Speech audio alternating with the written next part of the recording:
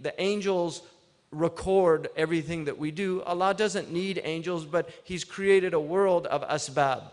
You have efficient cause, you have formal cause, you have different type material cause, you have different types of causes. Allah is in reality the efficient cause of everything. He is the one that causes everything in reality.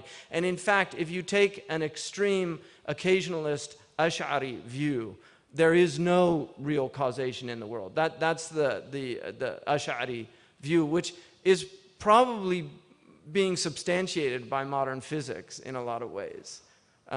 Hume was the first person in the West to kind of recognize the possibility that causation is just the mind associating cause and effect.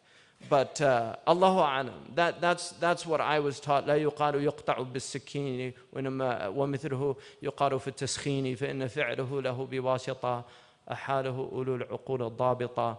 Don't say the knife cuts, don't say fire burns, because that his action should have any intermediary is something that people of intellect understand to not be true. That Allah is the direct cause of all things. And so everything has been written in the Lawh al-Mahfuz.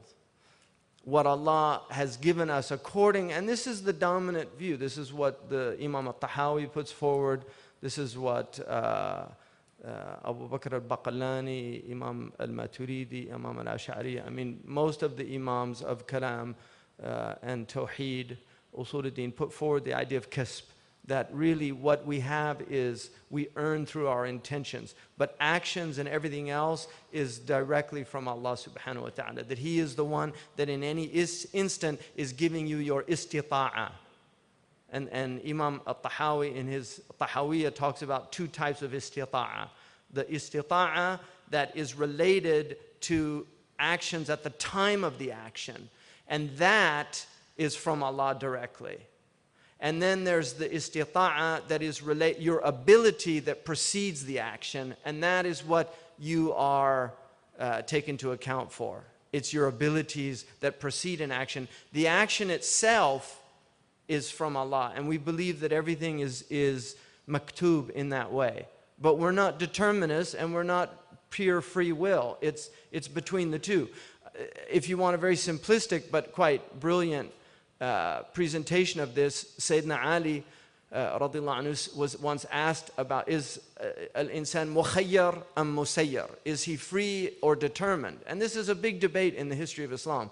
And Imam Ali told him, lift your right leg, and he lifted his right leg. And he said, now without putting it down, lift your left leg. And he said, I can't. He says, between the two.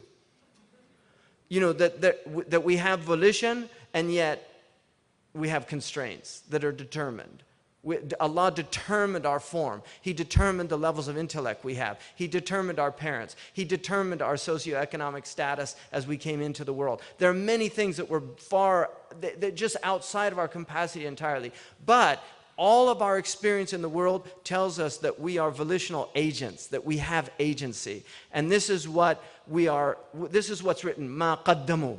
What you bring forward to God. It's your volition, your agency. You have irada.